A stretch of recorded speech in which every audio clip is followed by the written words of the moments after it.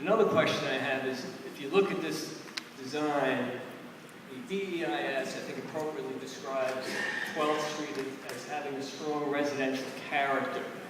Now, this design proposes putting a garage in the middle of the block, and then it also proposes retail streaming down the block. Now, it purports to justify this by merging 11th Street and 12th Street by saying, well, 11th Street has retail.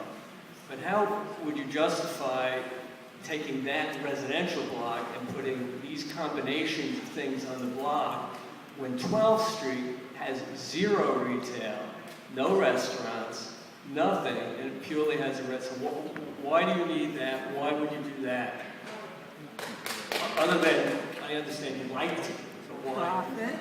Just to be clear, the retail that is that would be part of the project is along 7th Avenue, and because 7th Avenue runs to West 12th Street, the retail volume does in fact go to West 12th Street. There will not be an entrance to the retail on West 12th Street. But there will be retail windows. I think it's 4 windows that would be proposed to be enlarged, and then some additional windows.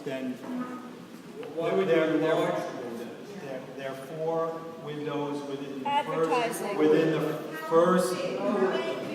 This was all reviewed in extraordinarily detail with the landmark subcommittee and your committee here. We are taking, if you want to see what it looks like, you go to the building now. There's the existing window, and about a foot around it, or a foot and a half around it, is a limestone change in plane. And what we're talking about doing is extending the window to that limestone change of plane. It was deemed appropriate by landmarks, and in addition, we're talking about 4 windows. There are 4 windows to the east that go into the block further, which, by the way, across the street is a subway entrance and a blank wall of the building across the street. Those are the existing windows that will just be replaced with new historic windows. So we're talking about 4 windows on the street that will be enlarged, 4 more that remain. The entrance is on the 7th Avenue frontage.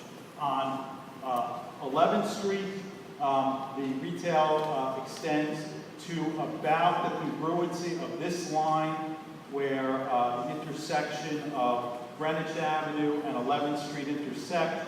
There is a small storefront. If you project that straight back, that's the extent of the retail storefronts. East of that, there is no retail storefronts on 11th. Who's answering the question? You know, so many facts. Please, you have the please, we need to proceed in an orderly fashion. If you fill out a speaker card, you get a chance. Just a couple of quick things.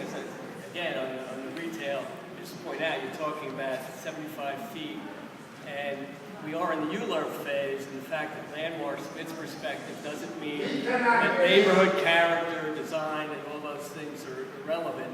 That's what we're looking at now, and the combination of things of what it will do to a residential street is very much at issue.